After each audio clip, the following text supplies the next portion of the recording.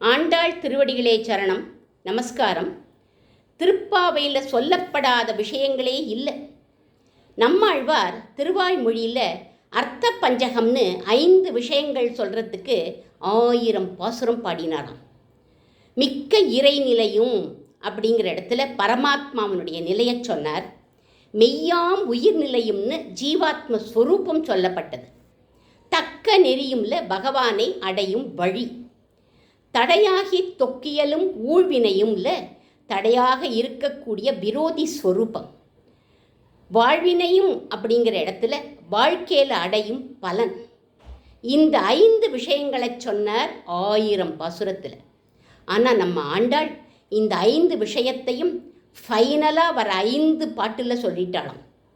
பரமாத்ம நிலையை மாலே மணிவண்ணா ஆலின் இலையாய் அப்படின்னு அழைத்து ஆலினாலாக இருக்கக்கூடியவன் அந்த பரமாத்மா அப்படின்னு சொன்னான். ஜீவாத்ம ஸ்வரூபத்தை கூடாரை வெல்லும் சீர் பாசுரத்தில் அவனுக்கு கைங்கரியம் பண்ணி கூடி இருந்து குளிரணும் அப்படின்னு சொன்னான். பகவானை அடையும் உபாயத்தை கரவிகள் பாசுரத்தில் உன்னை அடைய நீதான் கதின்னு சரணாகதியை சொல்லிட்டான். 4வதா பகவானை அடைய ஒட்டாமல் தடுக்கும் விரோதி யார் அப்படிங்கிறத 29வது பாசுரமான மற்றை நம் காமங்கள் மாற்று அப்படின்னு சொன்னான். 5வதா பகவானை அடைந்து பெறக்கூடிய பலனை இந்த கடைசி பாசுரத்தில் வைகுண்டம் போய் கைங்கரியம் பண்ணிட்டு ஆனந்தமாக இருப்பதை எங்கும் திருஅருள் பெற்று இன்புறுவர் அப்படின்னு முடிச்சுட்டார். இப்படி அர்த்த பஞ்சகம்ங்கிற தத்துவத்தை 5 பாட்டில் சொல்லிட்டா நம்ம ஆண்டாள். தினந்தோறும் ஸ்ரீ வைஷ்ணவர்கள் பெருமாளுக்கு செய்யும் திருவாராதனமும் இந்த திருப்பாவைக்குள்ளே இருக்குது அப்படின்னு சொல்வார்கள். திருவாராதனத்தில் மொத்தம் 6 ஆசனங்கள். 1 மந்திராசனம், பெருமாளை ஆசனத்தில் எழுந்தருள பண்ணுவது. அதை மாரிமலை முழஞ்சில் அப்படிங்கிற பாசுரத்தில் சீரிய சிங்காசனத்து இருந்து யாம் வந்த காரியம் ஆராய்ந்து அருள் அப்படின்னு சொன்னான். 2வதா ஸ்நானாசனம், திருமஞ்சனம் பண்ணுவது. மார்கழி திங்களில் நீராட போதுவீர் சொன்னால் மாலே மணிவண்ணால் மார்கழி நீராடுவான் அப்படின்னு பாடிட்டார். 3வதா அலங்காராசனம், அவனுக்கு அலங்காரம் பண்ணுவது. இதை கூடாரை வெல்லும் சீர் பாசுரத்தில் சூடகமே தோள்வலையே தோடே அப்படின்னு அணிகலன்களை சொன்னால் ஆடை உடுப்போம் அப்படின்னு அலங்காரத்தை சொல்லிட்டார்.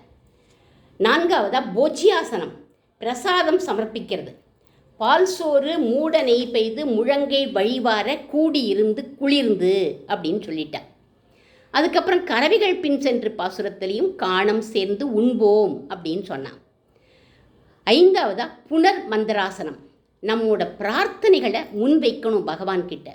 இதை எற்றைக்கும் 7 பிறவிக்கும் உந்தன்னோடு உற்றுமையாவும் உனக்கே நாம் ஆற்றைவோம் மற்றை நம் காமங்கள் மாற்று அப்படின்னு சொன்னான். கடைசியாக 6வது ஆசனம் பரியங்காசனம், பெருமாளை பள்ளி கொள்ளச் சொல்வது. படுத்துக்கிற போது மாதவா மாதவான்னு சொல்லிட்டு தான் படுத்துக்கணுமா. அதை வங்கக்கடல் கடைந்த மாதவனை கேசவனைன்னு முடிச்சுட்டா நம்ம ஆண்டாள். இப்படி திருவாராதனம், அர்த்த பஞ்சகம் போன்ற முக்கியமான விஷயங்களையும் திருப்பாவையில் பாடியிருக்கா நம்ம ஆண்டாள்.